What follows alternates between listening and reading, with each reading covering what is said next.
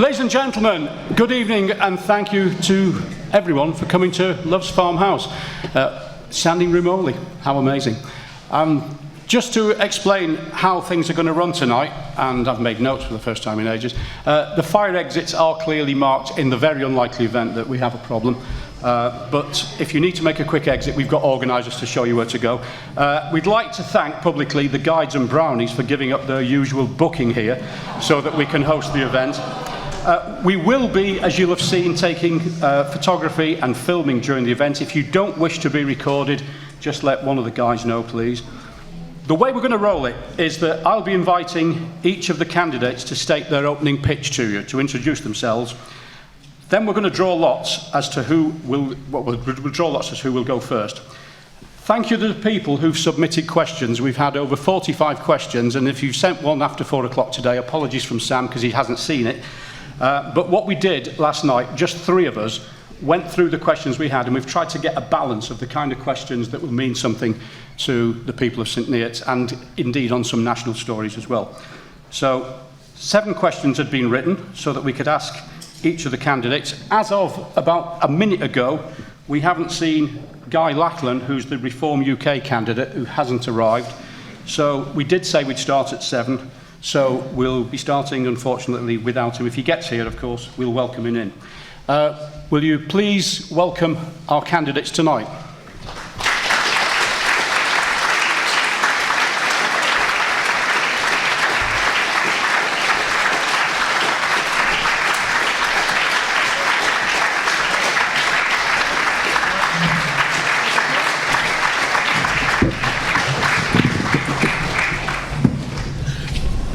One thing we've not done yet is draw lots, so we will do that.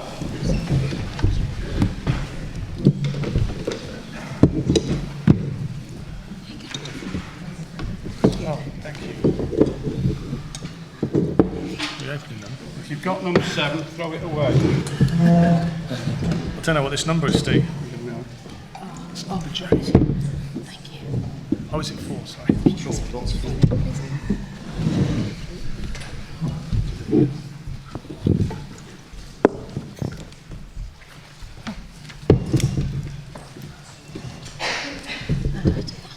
Right, with apologies to David Dimbleby and Fiona Bruce, I'll do my best to maintain law and order. Thank you everybody for coming, and we will now start our evening. Who's got number 1? Me. First of all, then we'll go over to Bev. Do you want me to just start now? Yes, please. Okay. So my name's Bev White, and I'm standing here on behalf of the Party of Women. In 2011, I was working as a family support worker at a sex offender prison. One day I watched as a man wearing a short grey skirt, white blouse and socks with pigtails in his hair skipped past a group of males, calling, "Hiya, boys." I learnt the man was trying to get transferred to a female prison. No chance, I thought, unaware that males were already in women's prisons. I heard of another male. He was a child rapist. He said he was a female, wanted to change his identity and get a job in a nursery. I learnt the government would let him change his identity, making it easier to cover his past crimes. What could I do? I didn't have the qualifications, knowledge or connections. I left the job thinking others would deal with it, and they did. Some people realised that nobody cared about women in prison. They knew that if the public accepted men in women's prisons, then they could get men into all women's spaces, sports, changing rooms and rape centres. And they were right, because men are being accepted into every element of women's lives and language so long as they say they're female. Well, say that if a political party manifesto cannot say that a woman is an adult human female, then they are clearly saying they will disregard women and girls. And the Party of Women are the only party saying no to women has a penis, and that men do not belong in women's spaces. Number 2, who's got number 2, please? I have.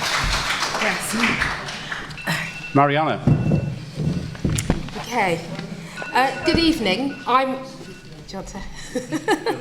Okay. Good evening. I'm Mariana, and I'm standing to be your Labour candidate in St Neots and Cambridgeshire. I'm honoured and excited by the prospect of becoming your MP. I believe, and I know from personal experience, that Britain is at its best when whoever you are, wherever you start out in life, Your contribution is respected and you're given a fair chance to get on, to work hard and get on.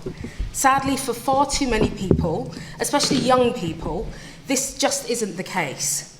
After 14 years of chaos with the Conservatives, including 5 years in coalition, we're in a terrible mess. If elected, I will be able to work with, not in opposition to a mission-driven Labour government led by Keir Starmer. It's desperately needed. Wherever you are in this constituency, from here in St Neots, in towards Cambridge, and in the villages east of the constituency, the message is the same from people I speak to. They're upset that everything is broken. There's lack of investment throughout the piece, from the NHS through to schools and infrastructure. Thank you, Mariana. We'll have to move on, but thank you for that.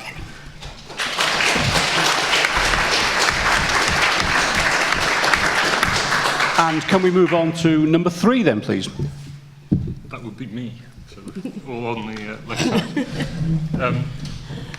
So we'll get on to policy later, but I'll just introduce a bit about me. For those who don't know me, I'm Ian Solomon. I live in St Neots with my wife and my son, who's 12 years old. And I've lived in Cambridgeshire for about nearly 20 years. And despite that, as you might notice, I've still got the strong West Midlands accent. Now, like Rishi, I did not have Sky TV growing up. But unlike Rishi, I went to the local state comprehensive. I went from there on to Oxford and to Cambridge to study maths and physics. And for about the last 10 years, I've been working with all sorts of different companies with their most complex, difficult decisions, and frankly have despaired at politicians failing to navigate their complex and difficult decisions. So I got involved in politics, was district councillor for 4 years in South Cambs, and in 2019 I stood in South Cambridgeshire against Anthony, came a very close second, and well, it would be up to you to decide whether I can go one better this time. So look forward to the debate tonight. Thanks. Thank you, Ian.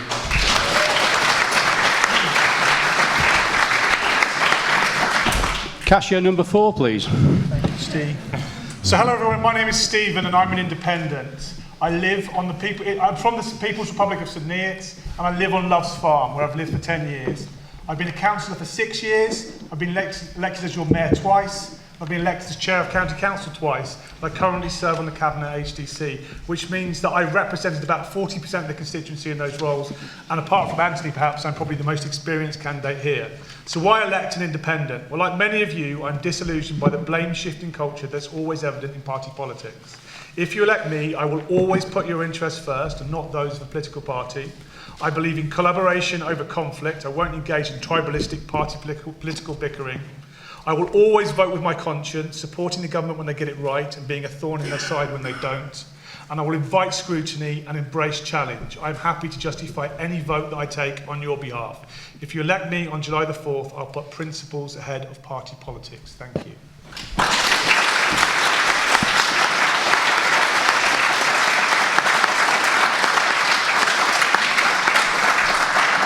And now number 5. That's me. Thank you very much. So I'm Anthony Brown. I'm the Conservative Party candidate for St Neots and Cambridgeshire. I'm the only one of the main party candidates who's locally born and bred. I was born in Cambridge and went to school there. I've been visiting St Neots since I was a child. I now live here. When I grew up, it was a destination place. Had lots of shops and people came here for shopping. They came here for days out, boating, and it's clearly had tougher times recently. So I've been MP for South Cambridgeshire since 2019. I've focused very much on being a very active local MP, championing lots of issues and delivering for my constituents. The big things that I've helped deliver is I campaigned for the A426 funding, which is now being built. I was honoured as Transport Minister to start the works on it. I actually started the construction works. I campaigned for funding for 2 new hospitals in Cambridge, the Cancer Hospital and Children's Hospital, both being built. And I think I have the energy and experience to champion St Neots. What St Neots needs is a powerful local champion who can deliver on it and make sure that it's no longer taken for granted.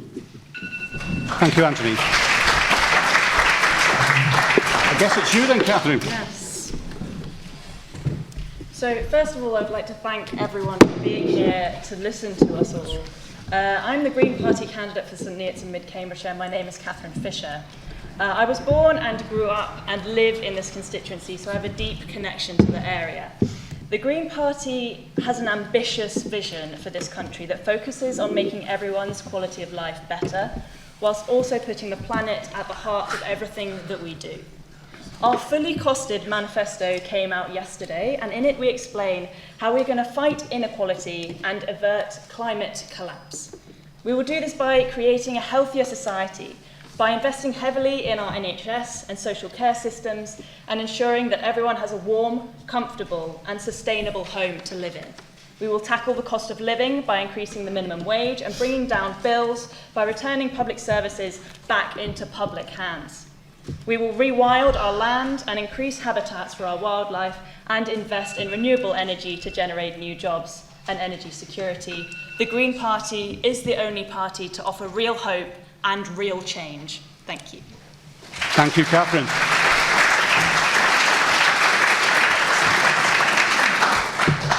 I'm working on the assumption that our colleague from the Reform UK hasn't arrived, so we will proceed, ladies and gentlemen. I did mention earlier on that I was asked to do this a while ago by a group of people based around here, and I was one of the 3 people last night who filtered through all the questions that you and others have sent in. Some people sent multiple ones, some sent very lengthy ones, some sent very brief ones, but we've tried our best to get the essence of what those questions were. So I'm going to open the envelope first and try not to rip the piece of paper inside it, which is question 1. And as I said, what I will do is whoever goes first this time will not go first again. So I'll aim by the end of the evening, everybody's had to go first and everybody's had to go 6th. So this question, which it was presented anonymously, or should I say the person asked to withhold their name, but we do know who they all came from. And the point is, the organisation End With Violence Against Women reported in February this year that 68% of the public believe the government should be doing more to tackle violence against women and girls. And the question we were sent is, have the candidates any idea how violence against women and girls can be alleviated? Can I go to you, Bev, first for that one? Yeah, so I was looking at this yesterday because the Hunter Post had an article in it that talked about rape that didn't mention male or female at all. 97% of individuals subjected to rape are females. 99% of those sentenced for assault are male. I think what we miss out when we just look at the crime rates and the prosecution rates is why the male rates of violence against women are going up. And I think a lot of that has to do with porn.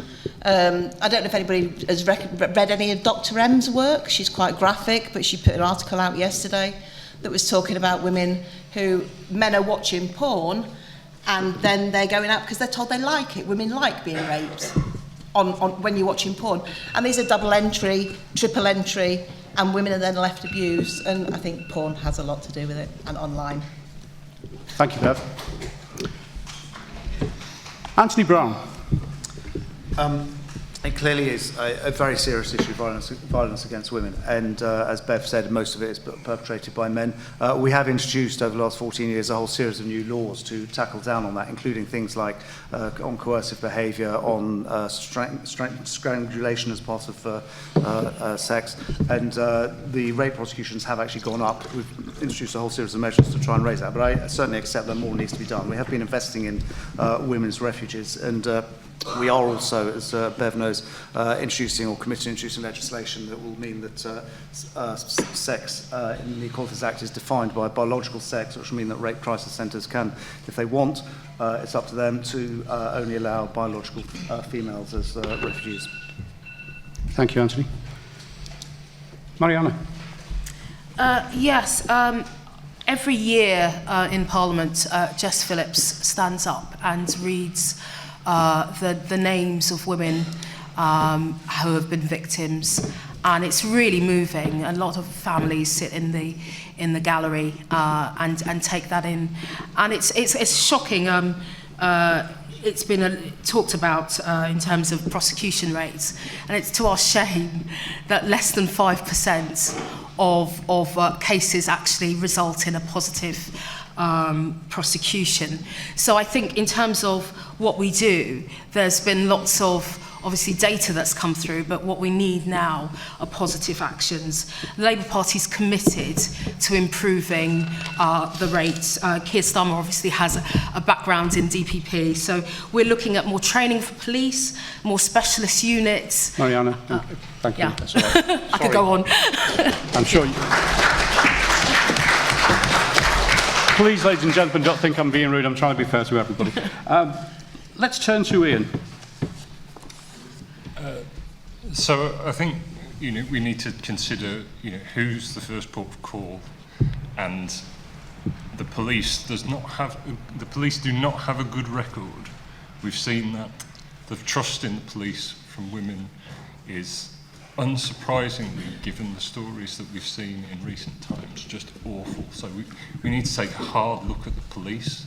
We need to take a hard look at the culture in the police. It's not just the Met, it's everywhere, and that needs to be dealt with. In terms of Lib Dem policy, I think we may be the only party advocating to make misogyny a hate crime and really tackle this toxic masculinity that's grown up over recent years. So I think those would be my priorities. Thank you, Ian. Catherine? Great, thank you. I would echo Ian there in that we would also make misogyny a hate crime. We, in the Green Party, we appreciate that this is an entrenched problem of misogyny, and that the onus needs to go on supporting men and boys through an education of how they can take ownership of their own actions and understanding how to make space for women. It is also vital that we have proper training in the police so that in the internal workings of it aren't sexist, and that people aren't spreading disgusting images within the police, which has obviously come out with the whole Sarah Everard case. So this is a really serious issue for the Green Party. Thank you. Thank you very much. And Stephen? Thank you. So I'd agree that it's a societal problem and it comes down to education in the first place. For the past 3 years, I've served on the Police and Crime Panel, which is where we scrutinise the Police and Crime Commissioner and sometimes the Chief Constable. And throughout that time, this has been one of his top priorities, but we haven't managed to shift the needle at all. So it's a huge problem we have to solve. I think he will admit we don't have enough police officers. Anthony was on the radio last week talking about 14% cuts to Home Office spending, 14% cuts to Justice Department spending. Cambridgeshire has one of the lowest funding per police funding per person in the country, and so we need to put more money into policing, and we need to unclog the justice system so that we get people to face justice, and that's the most important thing, I think. Thank you, Stephen. Once again, the next question that came in was submitted to us where the person asked us to not read their name out, so we shan't.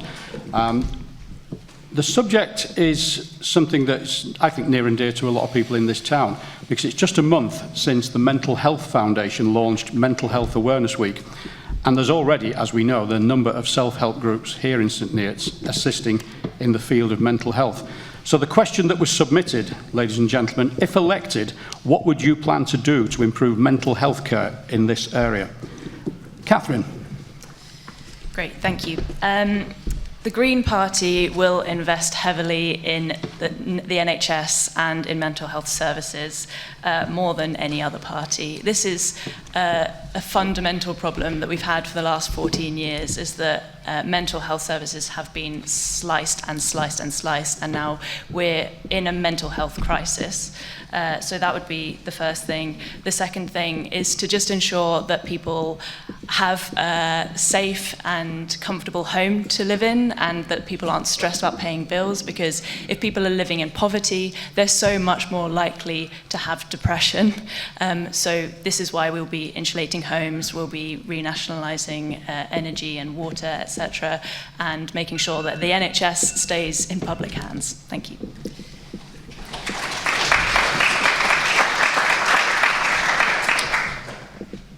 You can go next, Ian.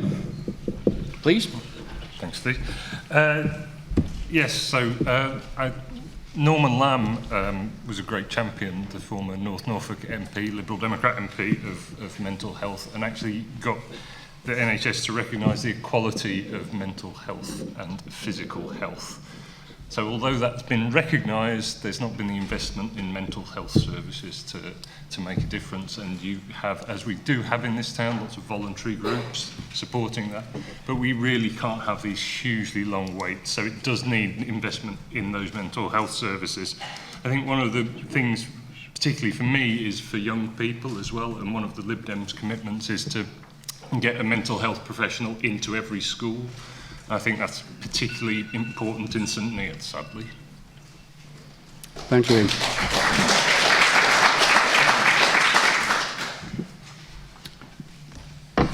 Stephen Ferguson.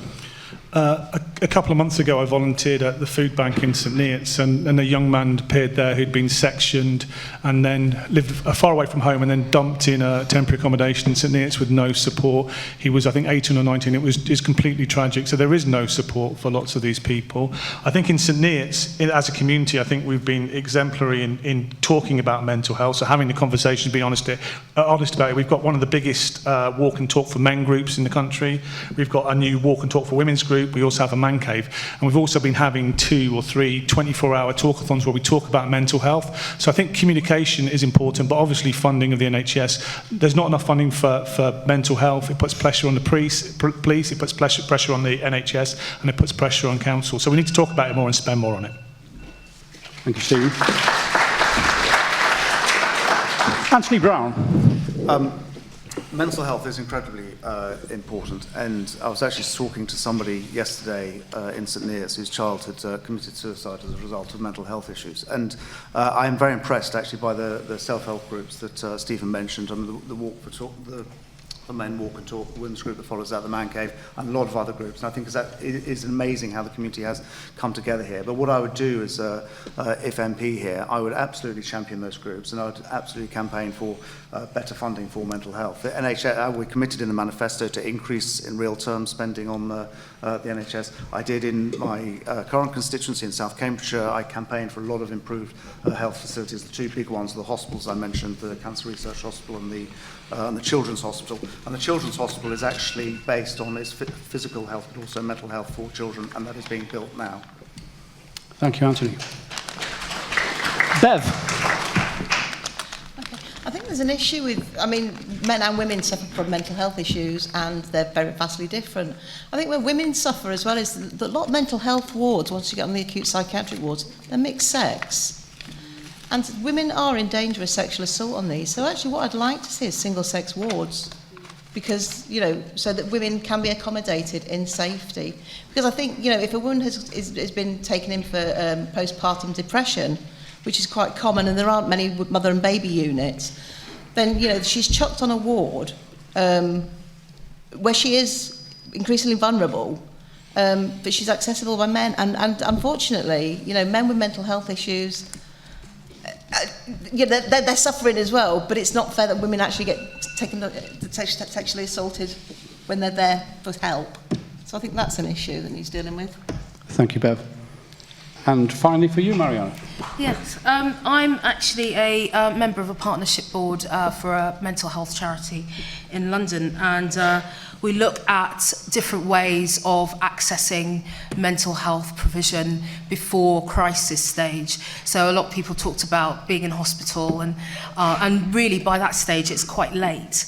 So what I would do is invest, and then Labour Party policy really is to invest in, with regards to children, to actually make sure that the mental aid helpers in schools, and that's not funded from the school, that's actually government funding.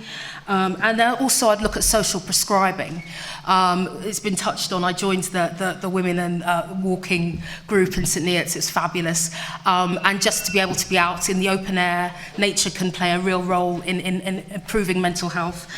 So I would invest in social prescribing, lots of activities. Age UK are doing amazing work in terms of tackling isolation as well. So, yeah. Sorry.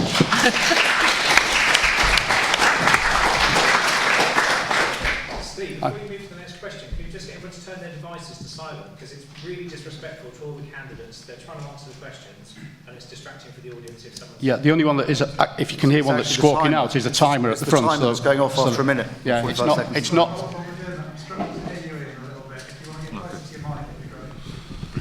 Could we just do a quick mic test with everybody? I think that would... 1, 2. Hello. If you get the microphones closer okay? to you. No one's going to speak into this one. Okay, thank you. You hear that? Right, we've got a question now from Phil Sadgrove. I don't know if Phil is here with us this evening, but he submitted it. Phil, thank you very much. Phil's question is, East-West Rail is currently under construction and is due to have a station somewhere near St Neots. Ignoring the obvious frustration that there will be with no direct connection to the East Coast main line, how do the candidates feel that this service may actually benefit local residents, given very few of them will be able to walk to the station? Can I put that one to Anthony Brown, please? Yeah, so my position on East West Rail is basically that if it has a business plan, if there's a case for it, then it's okay. If it doesn't have a business plan, then it shouldn't be. I did campaign in 2019 for Camborne, which was in my constituency, to get a station, and they have agreed, when it's built, that it'll have a station at Camborne. I wasn't involved with the decision at Tempsford for the station there, but I know they did look at trying to combine it with the East Coast mainland, and actually it was too complex and would have caused too much disruption locally. But I think if it is built, I think it will be great for people from St Neots to be able to get to Camborne and to the biomedical campus in Cambridge in about 20 or 25 minutes. And certainly for the people in Camborne, there's a lot of frustration because a lot of them work in Cambridge and they'll be able to get there in 15 minutes. Thank you, Anthony. Mariana? I'm all for, improving connectivity. It's one of the things you notice the most when you start sort of travelling around the constituency, how difficult it is at times to get from St Neots to sort of near Cambridge side. But I am aware, and I would be on message to say Rachel Reeves is certainly going to be very aware of the cost benefits. And from everything I've been hearing, unless a proper economic case is made, it's something that will have to be really looked at again. There has to be obviously a business plan, and so in terms of the question about what benefits, unless there's a real connectivity and the costs can be kept down and issues like electrification are looked into, I think it's going to come into trouble before it starts. Thank you, Mariana. Ian.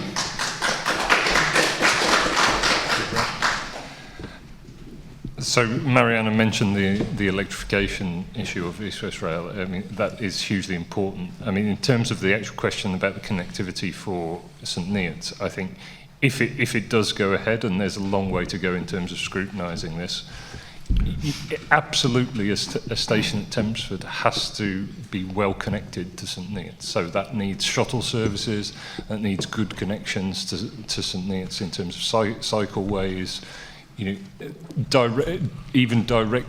direct links.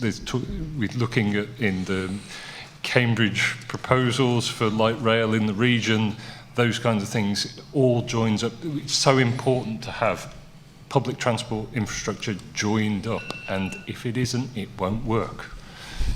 Thank you, Ian. Catherine? Yeah, so in 2019, there was a consultation, and there were proposed 5 routes for East West Rail.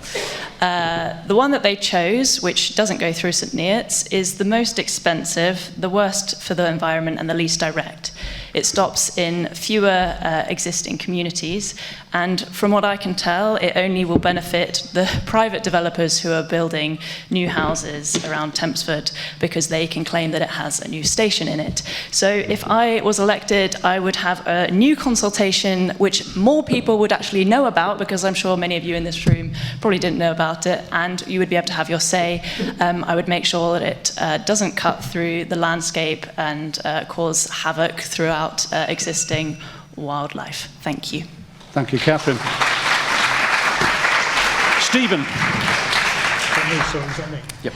So let's be absolutely clear. EWR is less of a railway link and more it's an excuse to unlock rural land for housing development. It's poor value for money. It doesn't serve St Neots at all. It has a benefit cost ratio of between 0.3 and 0.6, which means for every pound you spend, you're going to get between 30p and 60p back. It doesn't serve us at all. It's going to cost us, we talk about diesel, it's going to cost us 8 million tonnes of CO2 to build houses and railways.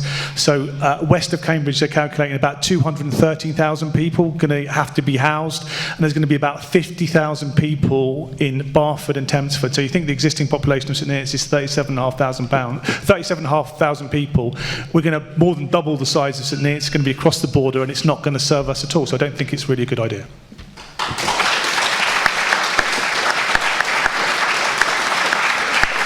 And finally, you, Bev. To tell you the truth, I haven't really looked at any great detail, and I don't really have an opinion on it. So, yeah. Good answer. People want honesty in politics, and that's honest. Okay, well, we're going to question 4 then. And again, this was a questioner who asked to keep their name back. And it's a very simple statement, actually. Social care for the elderly. It is presently a disgrace. Can we hear the panel's ideas regarding sorting it out? And we'll go first of all to Stephen on that one, please. So I wrote a blog about this last week. I'm a county councillor. Every year we have to put council tax up, mainly because the social care system is utterly broken. We can't help elderly people. We can't help young people with special educational needs. I know lots of carers who are getting paid minimum wage or less because the society and the government can't help them out. It's a critical problem. It's bankrupting lots of county councils. I think that our county council is spending £8 million more than it budgeted on social care, and it's a situation that's going to get worse and worse. I think it's a crisis. We have to spend more money, and I think it can't be something that's just dumped on local authorities. I think the government has to take care of it, and we have to solve this crisis together.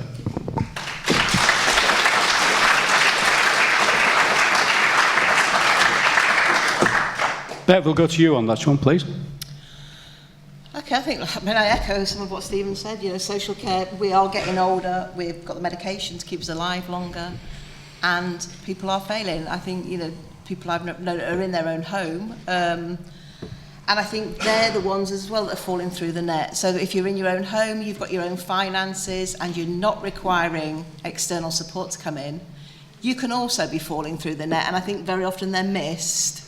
And I think that's problematic as well. I also think, you know, like a befriending service, I know Age Concerned do a befriending service that's free, which is great.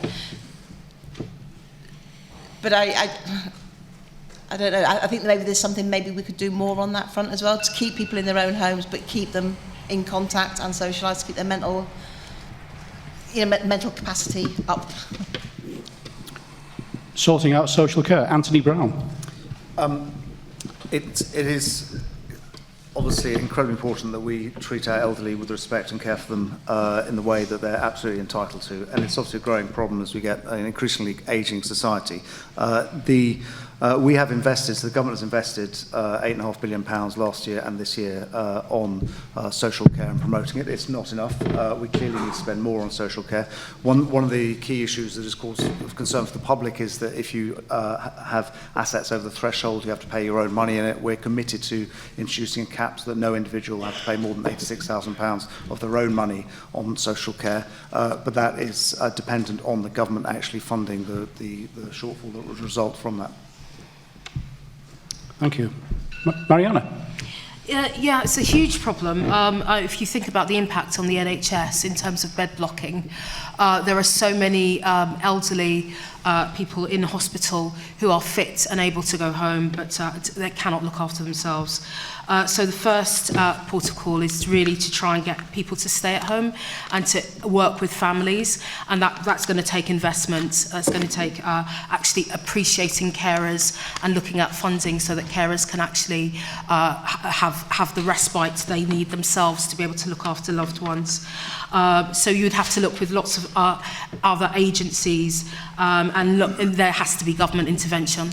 Funny enough, I think it was one of the promises that Boris made when he was elected, that he was going to fast forward social care, but that didn't really happen.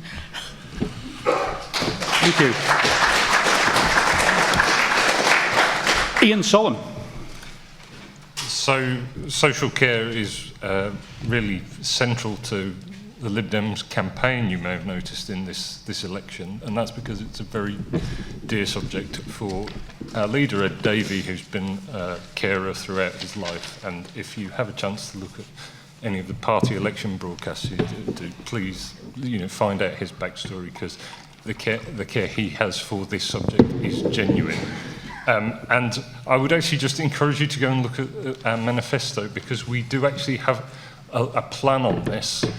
And like I would point out with Anthony, Boris had a plan for social care, didn't he? What happened to that one? Yeah. Boris did have a plan. And finally to you, Catherine. So there are 150,000 vacancies currently in social care. This is partly because people aren't getting paid enough, but it's also because people don't have the right to live here anymore because we left the European Union. To tackle the problem of wages, we would increase the minimum wage to £15 an hour. It's interesting that Ian mentions his social care policy, which I think you've stated would cost, well, at least in the manifesto, would cost £2.7 billion. So the Health Foundation found that this was not a realistic number and that it should be closer to £6 billion. In the Green Party, we are going to invest £20 billion per year to offer free personal care to every single person in the UK. Thank you. Thank you, Catherine. So far, so good. Next question came in from Jeff Seif. Is Jeff here tonight? And I've summarised yours, Jeff, because it ran to about 8 paragraphs, to be fair. That's Jeff. But that's my job to do that, and I hope I've got the sense of it over for you, though.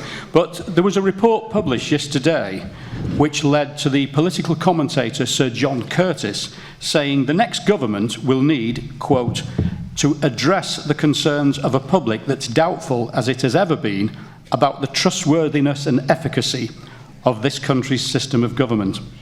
So the question to our candidates, is Sir John right, and is it not time for a complete change? And we'll go to Ian for that one. Thanks, Steve, and thanks, Jeff. The Liberal Democrats have long advocated for political reform and doing things better. There are lots of elements to that. Reform of the House of Lords, which has got ridiculous. The reform to parliamentary procedure, but probably the one that you will most obviously associate with us is proportional representation. And I believe proportional representation gives you better scrutiny and gives you better outcomes. It isn't just about the fairness of your vote, which is very important, but it gives you better government as well.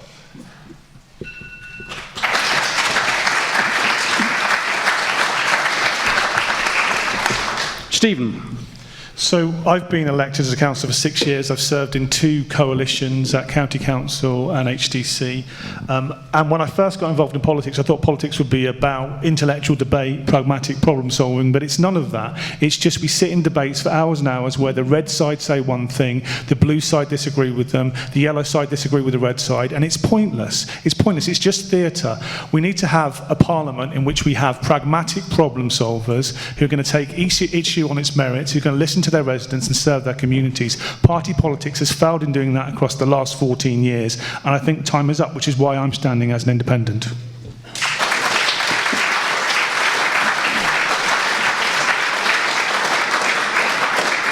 Sir John says it's time for a change, Catherine, is it? Yes. Huge swathes of our media are controlled by a few very wealthy individuals, and this sways public opinion enormously. It means that we get parties like the Tory party who actually have no morals and no positive policies because we're fed lies about them. So the Green Party would also agree with Ian that we would like proportional representation in our electoral system, and we would also replace the House of Lords with an elected second chamber because we feel that that's much more fair and democratic. Thank you. Thank you, Catherine. Bev. Okay, so I'm here tonight under the banner of Party of Women. So I'm here as a disruptor vote. And why do I need to disrupt? Because we don't get a say, because our elected Democrats don't want to listen to us. Since December 2022, I've been stood in the marketplace once a month trying to get people to listen to me. They don't want to. The only way we've been able to do this is to find 16 women brave enough to stand. And you know how difficult that's been to try and get people to candidates, to get people to sign, to actually dare to put our addresses out there. Because we know we're going to get vilified. And you can sit there and say, no, our democracy doesn't work. Which is why we're here, as a disruptive vote to take things into hand, because we want a debate, and the government don't want that debate. Thank you, Bev. No, democracy isn't working. Mariana. Yes, I haven't had time, although I should have read it cover to cover already, to read the manifesto that Labour Party launched today. And this formed a key part of it in terms of looking at trustworthiness in our systems. And there is a proposal to actually look at the Standards Committee, to make sure that it's fit for purpose, to really go back and make sure that everyone that is in that system adheres to Nolan principles, which we all really should be abiding to. But I would pick up on Bev's point about sort of inclusion, because it's a huge barrier to actually get involved in democracy. From the you're not from here, you don't look like you should be here. We have to look at politics. We have to make it much more inclusive, much more welcoming, because it's for the richness of everyone if everyone gets involved. Thank you, Mariana. And finally on this one, Anthony Brown. Well, thank you. I haven't been an MP for nearly 5 years. I could write a whole book on how democracy doesn't work, and there are lots of problems with it. And I would absolutely agree with the reform of the House of Lords. I think in terms of general standards, all I can say for myself is I try and operate by the highest public standards, and I think it's incredibly important for politicians to operate by high public standards. I wrote a letter of no confidence against Boris because of what went on. I rebelled against the government when they tried to move the goalpost over Owen Paterson and enforcing him. And one thing about governance, just to bring it locally, for St Neots, I think actually the town council in St Neots could do with a lot more powers, and it's ridiculous having the largest town in Cambridgeshire having the powers effectively of a parish council, and I think it could operate a lot more effectively if it could do more things. Thank you, Anthony.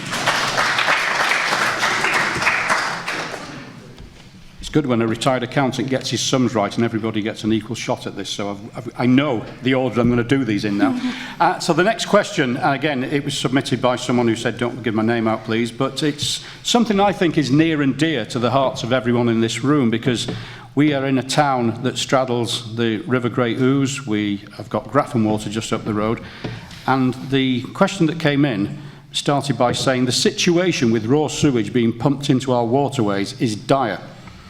What do the candidates think of the role of Ofwat in controlling the excesses of the water companies and the paltry fines that are meted out to these companies? And that, first of all, goes to Mariana. Yeah, it's absolutely disgraceful. Fergus Sharkey has mounted an amazing campaign with the Labour Party, just highlighting the issue. It's a disgrace that up and down our country there is so much sewage that is as legally allowed to be dumped in, and now actually illegally with very paltry fines.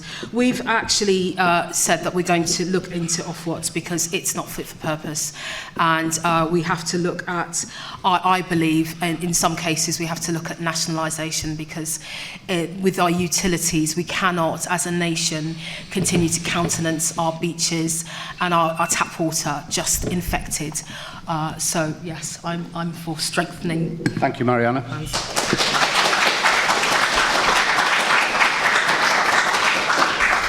Our next candidate will have something to say about this. Catherine. Yes, so £78 billion has been paid out of utilities since they were privatised 32 years ago. It doesn't make sense to the Green Party that something that is a human right is owned by private companies. There is no, you haven't got competition there, it's just water. So it's a basic human right. So water companies in the last 2 years have paid £2.5 billion in dividends, and they've racked up a debt of £8.2 billion. If we bring water back into our own hands, we can control it. We don't need the regulators, because it will be controlled by our state, and that's essentially it. Thank you.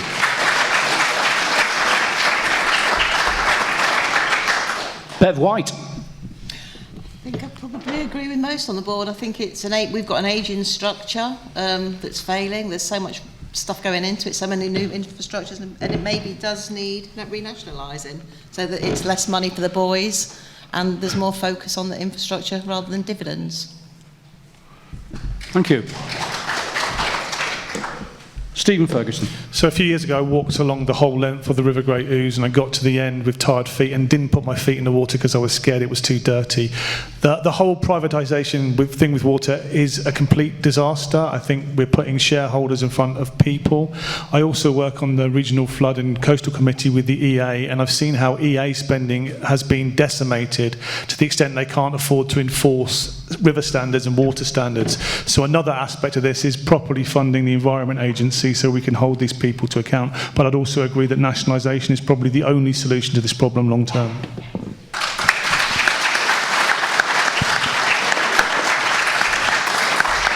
Anthony. So I've been, since I was elected in 2019, I've been campaigning on water issues. I was chair of the all-party parliamentary group on the environment. I used to be environment editor of the Times and the Observer newspaper, writing about these sort of issues. The sewage stuff is completely inexcusable. It's this long reason why it's been growing as an issue over the last sort of 50 years or so. We are now monitoring all the discharges. We know how bad the problem is. We have introduced for the first time legislation to force water companies to clamp down on sewage. I actually introduced the amendment for it, and I announced it publicly. There was an amendment that wouldn't work, which I did vote against, which I'm sure the Lib Dems will mention, that we had two amendments. One wouldn't have worked, it was inoperable, one worked. We've got that. Ofwat has been asleep at the wheel. It needs to be far stronger. I've campaigned for water executives not to get bonuses if they do illegal sewage discharges. That is now government policy as well. And just on the one thing on the nationalisation issue, I mean, there's lots of issues around that. But in Scotland, the water companies are state-owned already, and Scotland also still has problems around sewage. And whatever it isn't the only solution. We need tighter regulation. Okay. Thank you. That's. We might have time for a debate later on, but let's try and... I'm very happy to debate it at length. I know these issues inside out. I'm completely committed to getting cleaner water. Please. I'm just keeping an eye on the clock to make sure that we're running to time, and because one of the candidates hasn't turned up, we do have a little bit of extra time. Can someone put their hand up, please? Because we have got some questions that were submitted on your way in. Did someone put a question in about school? Could I have a go at the water question? Yeah. I do beg you. I'm so sorry. It's going so well. Oh, come on. I was doing ever so well. Silver medal next year, not gold. Sorry, I beg your pardon, I'm ever so sorry. I mean, Ed Davey has thrown himself into Lake Windermere and other bodies of water for this cause. So, He's still alive. yeah, he hasn't got E. coli yet. I think that would be going above and beyond. Look, it is a real priority for the Lib Dems dealing with this, and we actually want to replace Ofwat, because Ofwat have been utterly asleep at the wheel. They don't have the powers that they need, so we need a new regulator that is going to make a difference, with powers to fine water companies, withhold bonuses. We also want to introduce a scheme of blue flag accreditation that really gives you the sort of the blue corridors like you get with the beaches. So that's a number of policies. Again, check out the manifesto because there's a lot in there. So Thank you, Ian, and a sincere apology once again. We can now ask who in the audience submitted a question about schools. Are you going to answer the question on the Slido as well? Because there's a whole stack of questions. No, the Slido was something that we talked about last night, and from what I can gather, we've been inundated by it. If we had 24 hours, we could probably get every single one in. So we have had to be selective, unfortunately, but we'll do our best to get as many in as we can before the brownies want their whole back. They're rated. There's some questions are much more uprated than others. So yeah, we'll just look at the. Well, in which case, then, if you'll forgive me, because I wasn't aware of that, if someone who's monitoring the Slido could let me know. If you want to see here. Questions.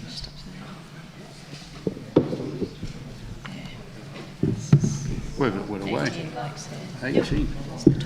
Okay. You can do it under most popular. Yeah, thanks to Catherine.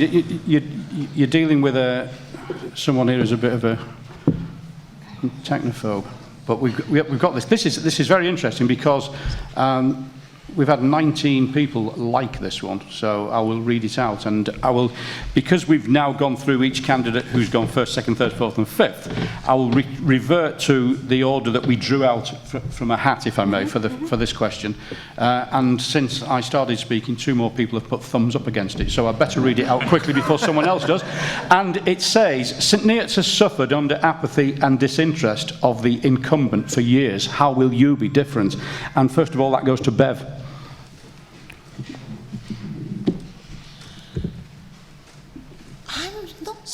I wonder why you expect your MP to be not. What do you mean by non-apathetic? Because in some ways, I mean, it goes both ways, doesn't it? I mean, our town is failing because we don't use the town centre. But a lot of people don't. I've stood in the market square on a Thursday and I see people walking up one side of the street and into one of the cafes, but they don't come over into the market and use it. And you talk to the market traders and they're spending an awful lot on rent. I went to the hairdresser's the other week and he's got to buy a 10-year lease. So, there's so many costs, and I think, I don't know, I mean, I just feel like towns are changing, but I don't know what's going to come next. I remember like the parades of shops in the 60s, then it went out of town. What comes next? But the apathy's got to go, it goes both ways. Thank you, Bev. And it's Mariana next. So I see huge potential, actually. I think it's a beautiful part of the country. I think that there really needs to be much more partnership. I know that where I am, there's a very healthy bid organisation, and we work together in terms of coming up with new initiatives. And so I wondered, I had a really good chat with St Neots initiative, just to look at what kinds of partnerships are already in place. I think that you touched on how the high street's being used, getting shops back in use, incentivising, looking at business rates, looking at many more events for different parts of the group, different groups, community groups. So I feel that there's a huge potential, but it's going to take partnership and government investment and council investment. Thank you, Mariana. Ian, back to you. So, one reason for apathy and disinterest, and we see it in lots of different parts of the country, is because we have safe seats. And for a long time, this town has been part of a very safe Conservative seat. You, of course, had John Major as your MP here in St Neots. Another Lambeth person. back in the day. That's not the case now. We have a competitive constituency, and we'll all be fighting for your vote. So that will hopefully engage people more. What happens after the election? Well, whoever gets elected, they have to make themselves available. I live in the town. I live right in the middle of the town. You will have seen me around. I think there's an immense entrepreneurship and spirit of creativity in the town. I think we need to tap into that and really make this place an incubator for new ideas and new policies to try things out. Thank you, Ian.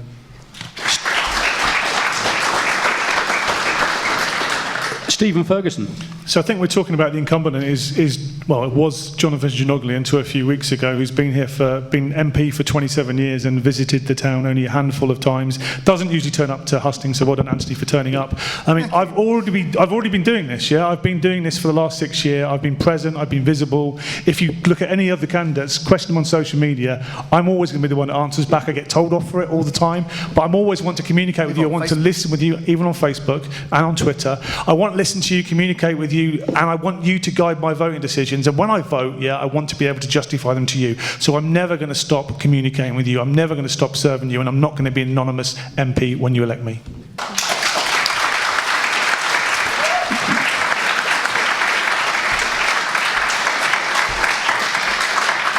Anthony. Thank you. Well, I think St Neots is an absolutely fantastic town. As I mentioned in my introductory remarks, when I came here as a child, it was thriving. It's not thriving in the same way now. And I think there's so many opportunities to improve things. And I think we need a whole economic strategy for St Neots. I used to be in charge of economic regeneration in London. I think there's a lot we could do on the high street in terms of making landlords to rent out shops, to clean up the shops. There are new powers that the council doesn't use. I think you didn't get them through legislation. You didn't legislate. They don't exist. St Neots, they do. The time, they've got blockbuster powers, they've got rental auction powers, they're not being used, new powers. I think St Neots needs a fair deal on parking. It should get a 1 hour free parking on market days to help the businesses. I think we could do far more with the parks here to market St Neots. And I think what I would do as an MP is be an active champion for it, who has the power and experience to deliver in a way I've done for South Cambridgeshire. Thank you, Anthony. No, excuse me. No, I'm sorry. Can we just maintain control? If we get time, we'll allow some questions from the floor, if that's okay. Sorry, guys. Catherine.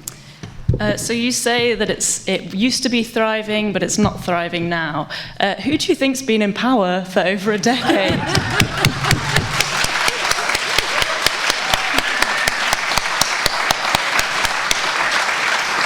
The difference with me is that I believe in community, I believe in honesty, and I have a heart. I really care about people, and I care about making positive change. The reason why people have apathy is because nothing has changed, and in fact, things have got worse. And the only way to get us out of this problem is to invest heavily in ourselves, in our public services, and make sure everybody is thriving. Thank you. Thank you, Catherine. How are we for time, guys? We've got half an hour. Then the guy in the middle must be doing a decent job. That's all I can say. Right, let's go to one of the questions that came. And thank you to Catherine for giving me access to these zingers that are coming in. The questions are just carrying on coming in at the moment. But this one is, I know this is particularly pertinent to parents who've got children at school.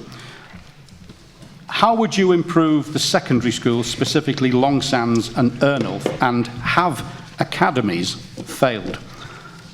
Let's go to Anthony with that one, please. So I have a lot of schools in my constituency at the moment, and I occasionally get a few complaints, but very, very few. I think places like Camborne Village College and Compton Village College and Swavesey Village College. I've been shocked at the discussions I've had with the parents at Ernulf and Long Sands, at the ongoing issues there.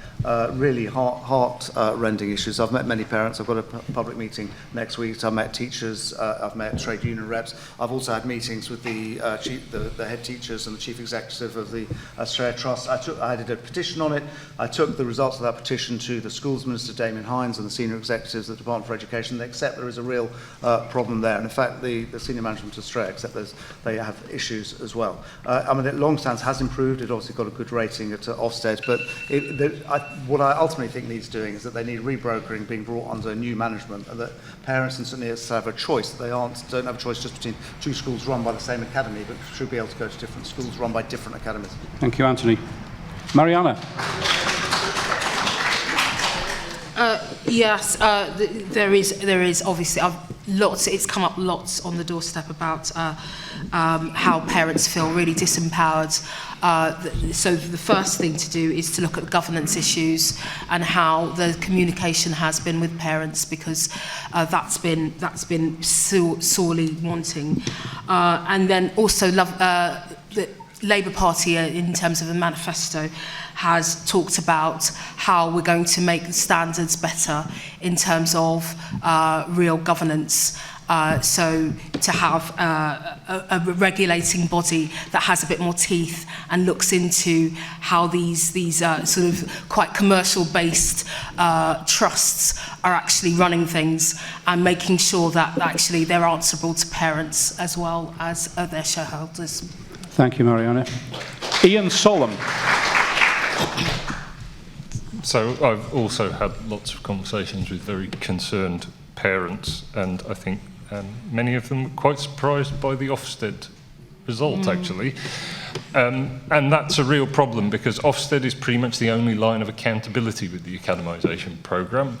And there, from what I can tell, there's very little faith in it in St Neots. And more broadly across the UK, I don't think Ofsted is working very well at all. So Ofsted does need to be reformed. Now, that isn't a quick job. It's not going to solve problems here. I do think that I would like to see a more locally based academy trust take over, because I don't think that the model of a South Yorkshire based academy trust is working. Thank you, Ian. Catherine. So has academisation of schools failed? Yes, is the quick answer. So we would bring them back into local authority hands, and we would invest £8 billion into the educational system, and that includes a £2 billion pay rise for teachers who have seen their pay fall over the last decade. We would also ensure that class sizes stay at a maximum of 20 students per class. They're currently sitting at around 30, because we believe that the best education comes from giving the maximum attention from teachers to their students.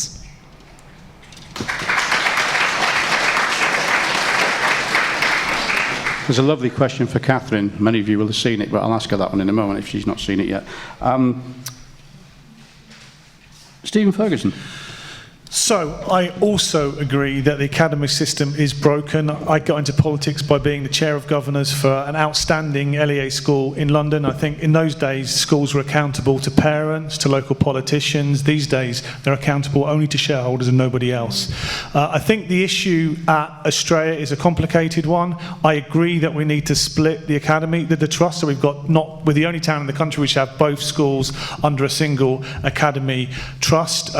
Longstands getting a good Ofsted is a pretty low bar. I think 89% of all schools are good or better. But I also think, or 90%, I also think that we're not going to be able to kick them out at the moment. So I think we need to work together with Australia, to try and calm down the hysteria. Australia need to listen to the concerns of parents. They need to communicate better, and they may need to make adjustments to their dreadful behaviour policy.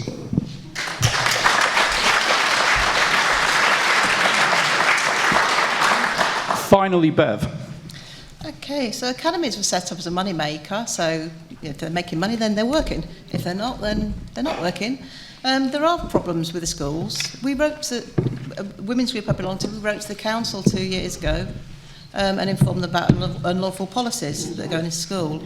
Earlier on this year, I cascaded that down to all the county councillors. We've never had a response. I believe things are being done behind the scenes, but they've never responded to that letter about the unlawful information that's going to schools. That information is affecting the policies. Those policies are affecting the way the teachers teach. It's affecting the information that goes into the school. It's affecting what's being taught to your children. When you talk about the behaviour policies, it affects those behaviour policies. And what schools are wanting to do is look at a woman called Birbal Singh. She has a really strict behaviour policy in her schools. And what the schools here are doing is they don't have the ethos and they don't have the structure that they're trying to chuck her thing in. So what you've got kids is getting penalised for dropping their pen, but then they're being told to lie on another hand. And you can't have that. All the teachers and the parents have all got to be on the same page and do the teachers. And they failed in this county. In fact, they're failing across the country. But that letter about unlawful information that was going into schools has not been responded to by the council or county councillors. Thank you, Bev. I do like the question, which I'm afraid, Cathy, I'm going to have to put this to you. There's 9 people who want to know where you got your blazer from. Thank you. Would you like the answer? It's from a company called Joni, so you can all be matching. I need one. I've just taken a chairman's decision because with having 6 rather than the 7 candidates this evening, I'm going to give the candidates longer to do their summing up. I'm also going to give you all 3 minutes each on this last question. 3 minutes. And the winner is...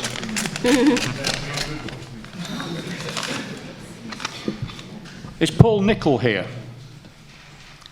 Paul, it's you. We hear a lot about the focus on improving Huntingdonshire and the associated high level of financial investments. What are the candidates' top 3 goals for St Neots over the next Parliament? And I'll take the order that I took for question 3. So first of all, Anthony Brown.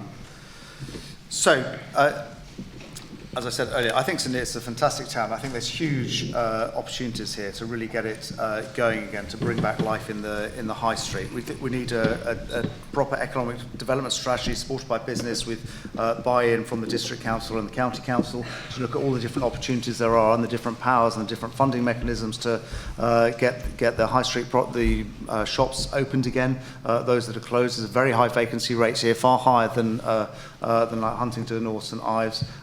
Looking at the engaging businesses on it. I used to be responsible for business improvement districts in London. There's 23 of them. Huntingdon has one. It's a great way to bring back life to high streets and communities. It only goes ahead if it's supported by businesses. I know there has been talk about this here before, but I think that's a huge opportunity there. I talked to the Prime Minister's town czar, whose job it is to revitalise towns across the country, about the different things we could do in St Neots. And one of the things that we talked about is actually a town selling itself. St Neots has got this amazing riverside park and the pocket park and so on. It's a fantastic thing. The great river ouse. I mean, it really ought to be River Great Ouse. River Great Ouse. It really ought to be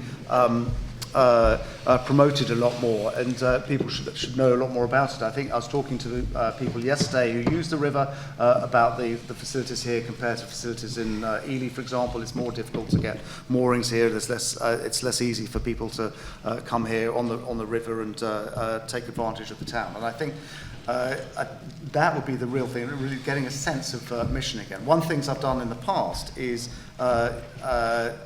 write in another context, write to shops about coming to different places. Now, they all have their criteria for doing it, but they don't always think about it until you put the question in front of you, and I have had success with this before.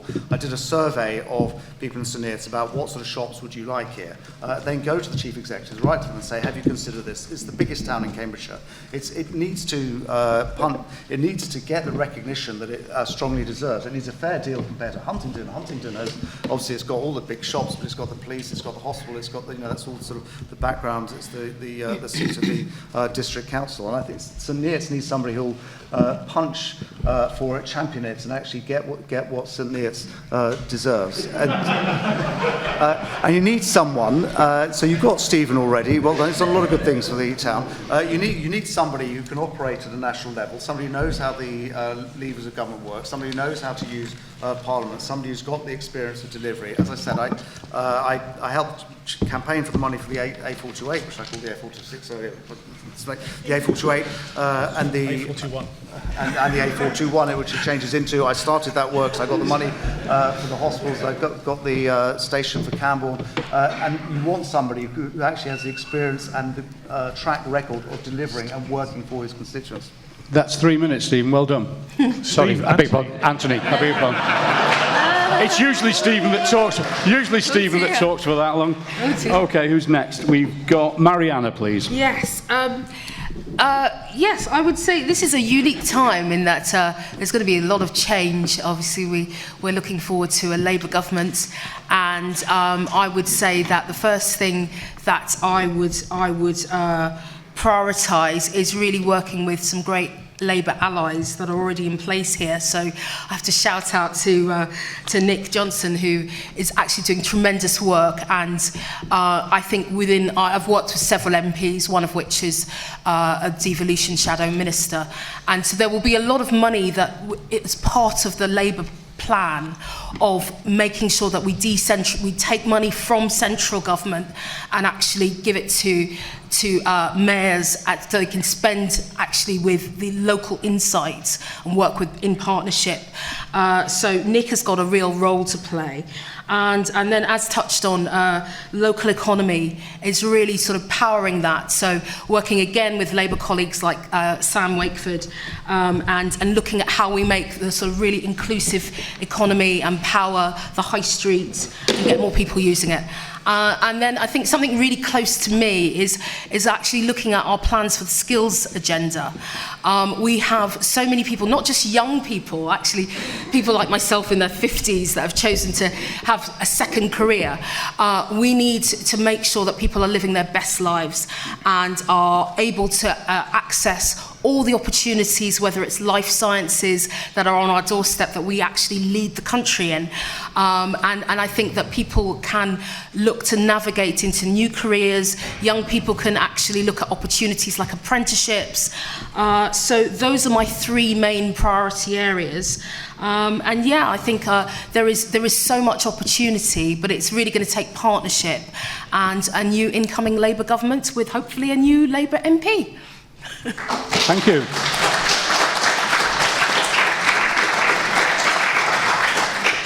Ian Solomon. So this is a good opportunity because we've not really talked about health services tonight, and in my conversations on the doorstep, that is the one that comes up the most. Can't get a GP appointment, can't get to see a dentist. It's a huge problem, and it's exacerbated here because of the growth that we've seen. So I think there is a real demand for the recruitment and retention of GPs to be really focused around growth areas, because we have to make growth work. People need houses. I'm actually quite proud of St Neots absorbing a lot of housing growth. I think it's a good thing. We're taking our share, but we need those services to go along with it. And actually, in terms of looking at what will happen with Wintringham when we do get the health centre there, I want to see that really be absolutely state of the art. Able to do small operations, keep people closer to their homes for those kinds of things. Those are the things that a local champion really needs to fight for in terms of health services. Anthony's talked about the high street. I would share that, and maybe even some of the policy ideas. But I think the biggest problem there is business rates. The fact is that a lot of those asset owners on the high street are happy to just sit with the asset and not do anything with it. Some of those shops are too big a spaces. They need to be broken up. If they're being charged to leave them empty, that will make a difference. So we desperately need to force through business rate reform. It is another thing that the Conservatives have promised in the past and have not delivered. And then the third thing we actually did talk about quite extensively, which was the schools issue. That would be my third priority. I think that it is concerning to hear, actually, that some members of the panel are happy with Australia being in just one school, remaining in one school. If Australia is not good enough for running one school in St Neots, they are not good enough to be running either. Now, recognising what Stephen says, it is going to be hard, it's going to be a long process if we can get it underway to get a local academy, a more locally based academy trust in, which means there's a huge role, I think, for the MP, because trust is so lacking between parents and leadership, to actually hold the schools to account. Because, as I said, I think Ofsted is doing a rubbish job of that. Thank you, Ian.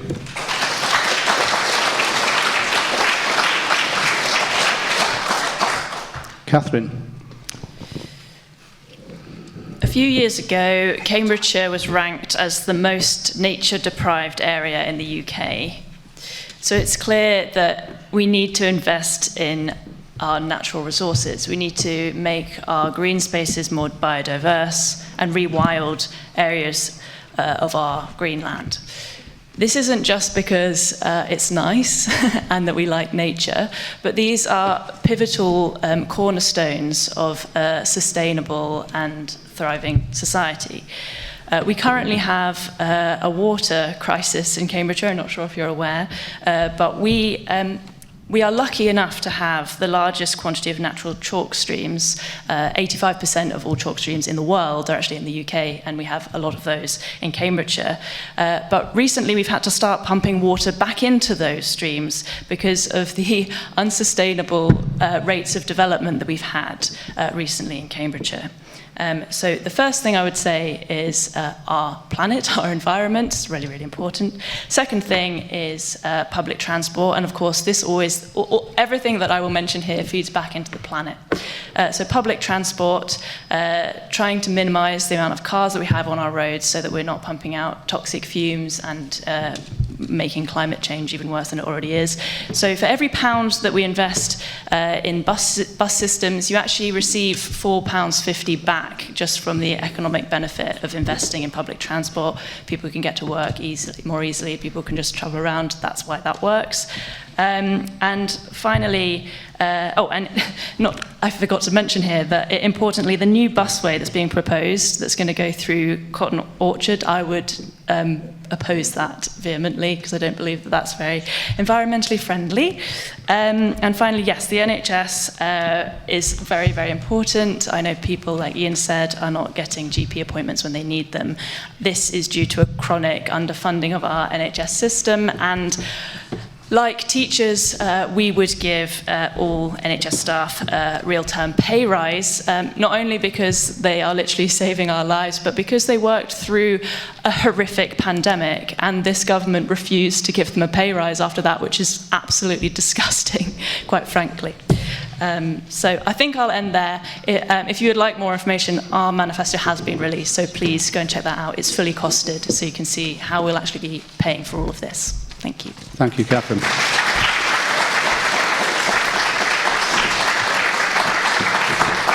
Stephen. So it's interesting that Anthony's talking about writing to companies and asking shops to come to the area, because Anthony, for the last 4.5 years, has been MP for Northstowe, which is quite well known as being the UK's biggest ghost town. It has no shops, it has one pub, which is fairly decent, also the MP for Camborne. So that approach doesn't really work too well. So one of my priorities is always going to be getting St Neots High Street thriving again. I was mayor during COVID when the whole of the town was shut down, every single shop, and when we bounced back, we had a coordinated effort to just celebrate what we have. So instead of walking down the high street, counting the empty shops, let's start counting the good shops in St Neots. We've got Shoom, we've got Chai Hub, we've got Roberto's, we've got Shopkeeper's Daughters. Those are shops that would be the pride of any town, be the pride of Cambridgeshire, and we need to start celebrating those. We've got a huge opportunity coming up with the revamp of Market Square, with the revamp of the Priory Centre, to make our town really thrive again. So I'm a patron of the Neotists, and I've got my Neotist friends in the audience. Last year, the Neotists put on over 40 events in St Neots. Most of them were crowded in the one end of the Market Square alongside a car park. When this is done, we're going to be able to attract people into this town, and around the back of Market Square, you've got loads of estate agents and takeaways, those are going to become thriving independent shops. I'm certain of it. So I believe in St Neots. I think we all have to believe in St Neots. We have to talk about it, we have to promote it, and we have to celebrate the good things, and the good times will come back. My second priority would be education. So we've talked a lot about Australia and their failings. It's also worth noting that St Neots is a town of 37,500 people, and we've got next to no tertiary education at all. So if you want to do A-levels or an apprenticeship, there's a small selection of courses at Long Sands which are basically academically focused, and young people from here have to travel to Cambridge using poor buses or go to Huntingdon for almost complete lack of tertiary education. So getting that sorted, yeah, and educating people so they can stay in St Neots, they can be part of the thriving economy around here, is a key priority. And my third priority is always going to be public transportation. So in St Neots, we've got a fairly good bus service to Cambridge, but in all the villages surrounding here, there's almost no buses. So Mayor Nick Johnson has recently imposed a £36 precept for better buses, but I have to stand up in Abbottsley and Worsley and Gransden where they have no buses. So sorting out public transportation, which is also a key source of rural deprivation, is really important, because if young people can't access jobs, they can't access education, and they can't access entertainment, they're just going to fail. So getting better bus services, getting the public transport sorted out, has to be a top priority for the next MP. Thank you. Thank you, Stephen.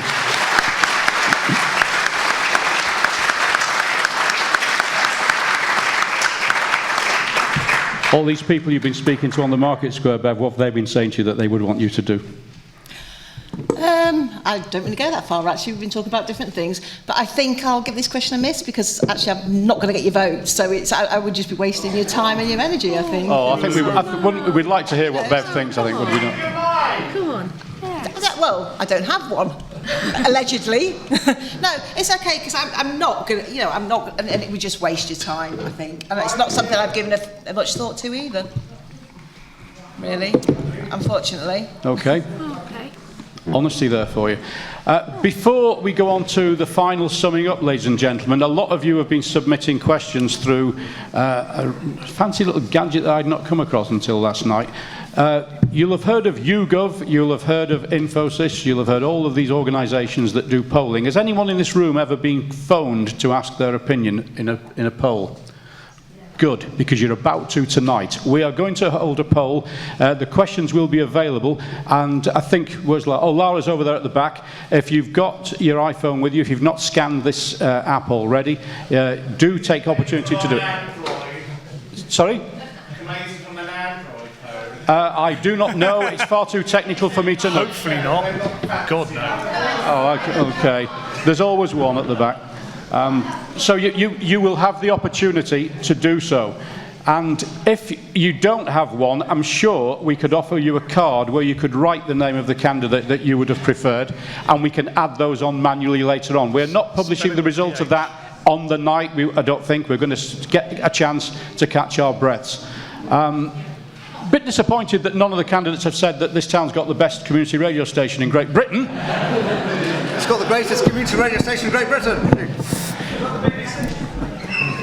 No way.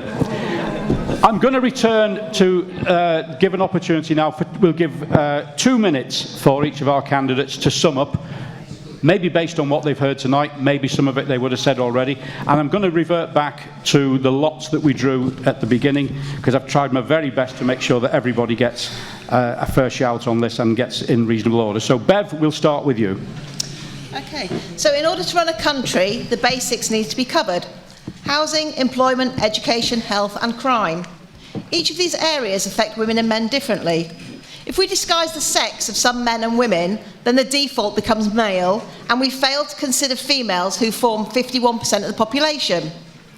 Many people want to play cool kid and say they're happy for men to identify into the few spaces that have been set aside for women's safety, privacy and dignity. When women raise concerns about men in single-sex spaces, we hear, boundaries? It's a female penis, bigot. Toilets? Who cares? Just pee. Sports? Women try harder. Prisons? Women get raped anyway. Every single woman and girl will be affected by these changes when the public educate. And when the public educate themselves, we have concerns that go unanswered. Party of Women wonder how much freedom of thought and speech you're prepared to give up before you dare to be honest. And join us in saying no woman has a penis, no man has a vagina, non-binary is nonsense, and transitioning children is child abuse.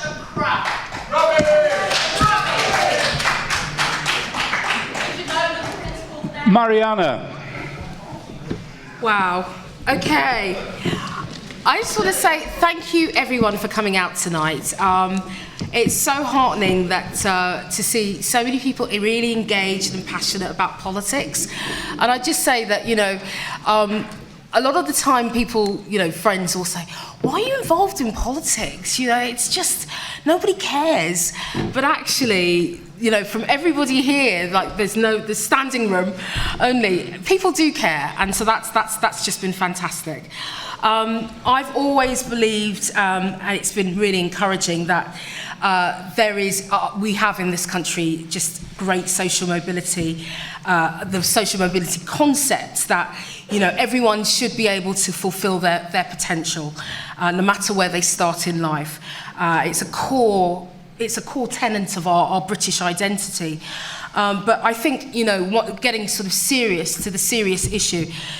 The reason why I'm standing is that across the country, there's just not the sense of fairness, and people are really seeing their standard of living just go down. And it's not just standard of living. Health inequalities, we talked about the NHS and how you struggle to get a GP. Where you live, the cost of renting, the cost of buying, your life plans, your life expectancy, your well-being, your ability to just grow up and grow old happily. It's more than a decade. They've been really, I don't want to pick at our colleague, but Anthony's had a time in office where his government has just not attended to the needs of our population, and people are fed up. And there is really time now for change. So I'm driven in politics to want to change this politics. And I think that government is best when we work in partnership with communities where we live and work.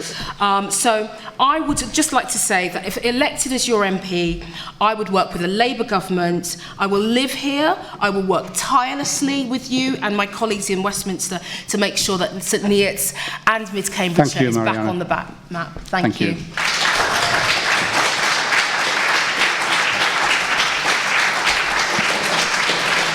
Ian Solomon. Thanks, and I would echo Mariana's thanks to all of you, actually, because it is really important to take an interest at election time, and elections are a chance to take stock. Particularly this time, after 14 years of a Conservative government, we actually are reaching one of those once-in-a-generation chances for change, I think. And particularly here in St Neots and Mid Cambridgeshire, those new boundaries really do give us the opportunity for change. And the Lib Dems are the leading opposition to the Conservatives in this new constituency. So I work with... Ladies and gentlemen, please. Let's take a look at that. I work with 20 Lib Dem councillors at district and county level representing this constituency. Until you had a defection the other day, there were no Labour councillors here. They haven't won. But you're talking about council. You're not talking about the national. Please. And those councillors are delivering. But you're spinning. Sorry. Those councillors are delivering for their communities.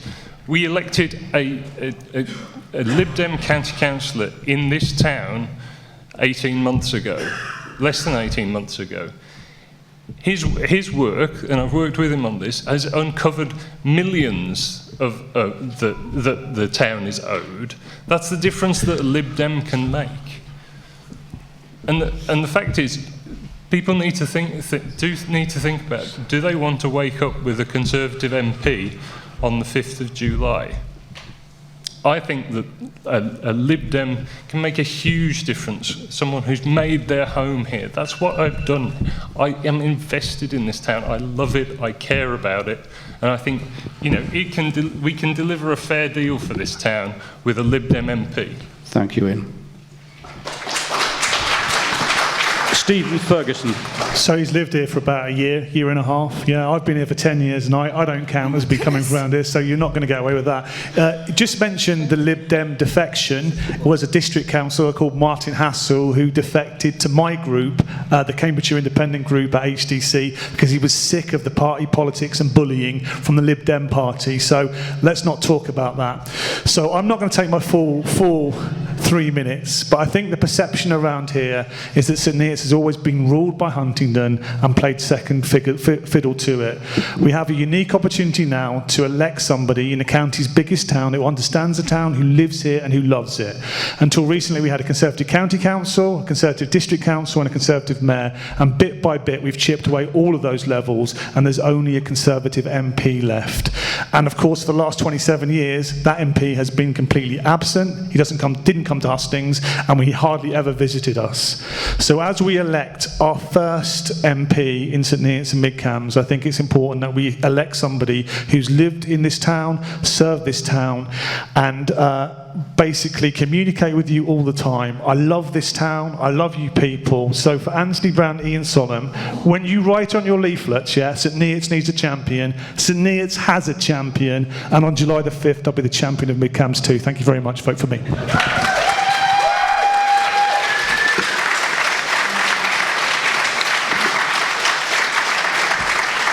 Anthony Brown.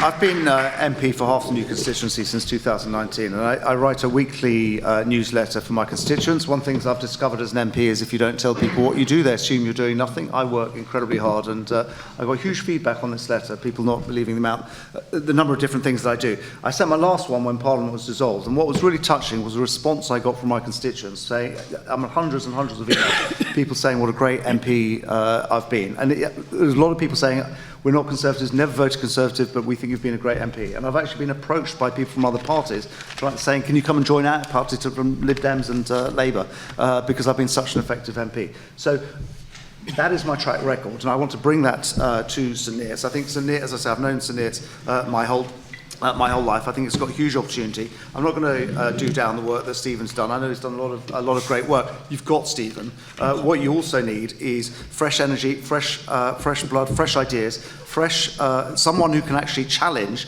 You've now got a Lib Dem, Labour, Independent District Council, County Council. You've got a Labour Mayor. You need somebody on a whole range of different issues who can hold them to account and actually say, or work with them, work with them and hold them to account. But actually,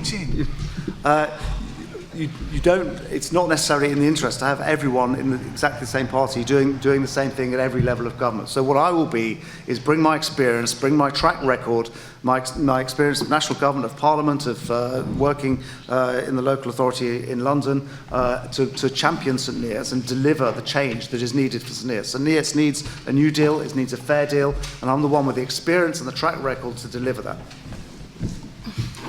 Needs a fair deal. Thank you, Anthony. And finally, over to Catherine. I'm going to stand, if that's okay, so that I can see you all. The Green Party is the only party with a bold vision. We believe that a just, sustainable, and kind society is possible. And we know that the first step towards change is to believe that change is possible. In the Green Party, we know that it's only fair for those with the broadest shoulders to carry the biggest burden. The wealthiest 55 families in this country have the same amount of wealth as over 30 million people in this country. It should not be that someone can own multiple private jets while there are children in this country who have parents that cannot afford to feed them.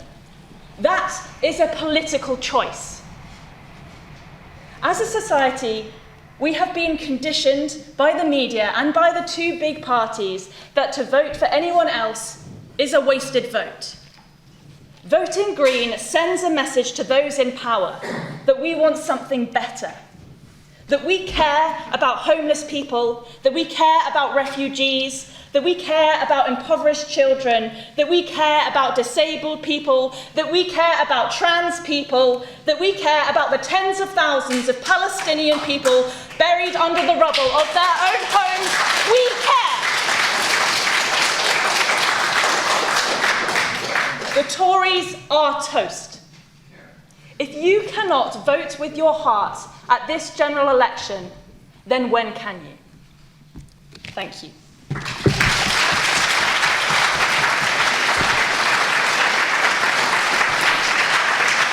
Ladies and gentlemen, thank you all very much on behalf of Maria and Sam and Ben and Laura and myself who did Zoom meetings to put all this together, and especially thanks to them for letting me be the bloke in the middle that hopefully controlled most of it, apart from when I forgot about Ian, and I'm still very saddened about that. Thank you all very much for coming. You'll now have, if you've downloaded the facility to do it on your phones, albeit Samsung, Galaxy, all other phones are available, and we will announce the result later on. And finally, I would say, if you've never listened to Black Cat Radio between 7 and 9 in the morning, it's about time you did!